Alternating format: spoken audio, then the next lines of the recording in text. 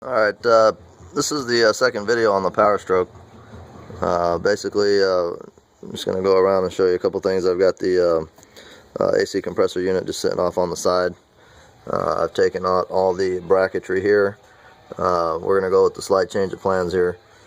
I remember on the last video I said I was going to take off this fan clutch here, but that's a little tricky. I got to really work on that. You got to basically hold this down with some type of strap. I was thinking maybe using a I know there's a special tool for it, but I was thinking about using maybe like a clamp style with the chain clamp style, holding that down and then torquing that off. But anyways, this basically, I just wanted to do this quick video on the injectors.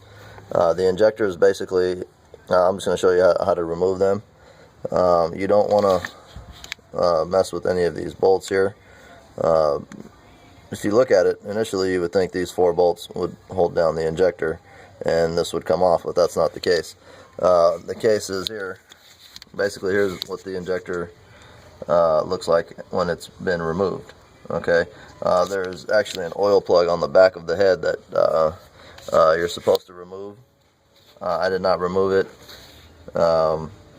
There's oil, you can see that down in there, because I'm not gonna worry about it right now because I'm taking this cylinder head completely off.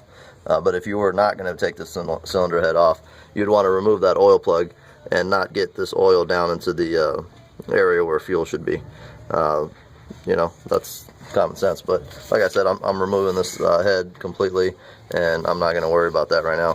Also, if you can see here, there's a fuel pressure. Actually, this is a fuel plug, and basically I removed this to remove fuel pressure. That way you don't have any issues with fuel coming up in your face or whatnot. So I removed it. There wasn't very much pressure in there. It was just kind of leaked a few drops or whatever. The truck hasn't ran in a while, so that's what it is. Anyways, here's the injector removed. What you're going to focus on is this 8mm bolt.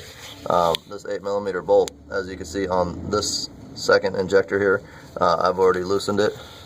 I'm going to go ahead and take that off and show you how to remove this injector. Okay, 8mm bolt comes out.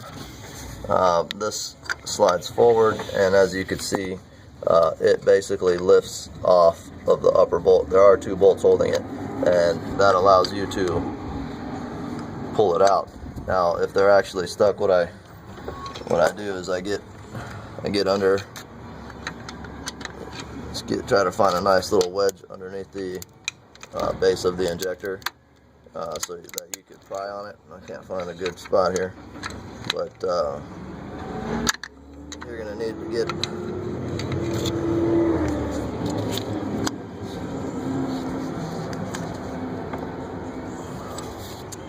okay, hang on a second, guys.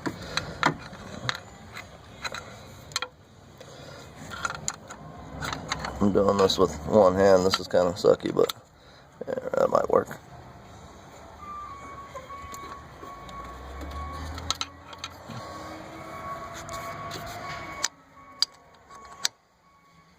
Okay, well, let me see if I can set this down somewhere. My battery's about to die also. Let's see if I can wedge this in here so you can see. But if my phone dies or my battery dies, you get the picture. You just basically have to find a nice little pry spot here and wedge this out of here.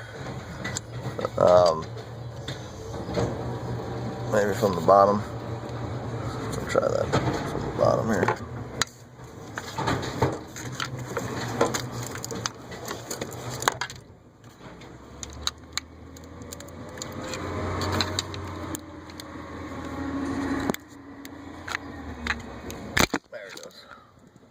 Very easy. You just got to find a nice little spot for it.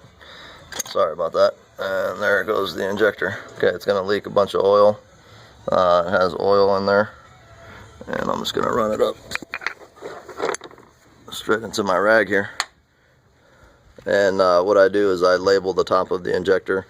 Like the first one I took out, I put P1 for passenger side number 1. And then I'm going to go P2, P3, and P4. And I have them set up in that little box down there. You don't want any contaminants getting into the injectors. This is basically what this guy looks like. Not your typical gasoline style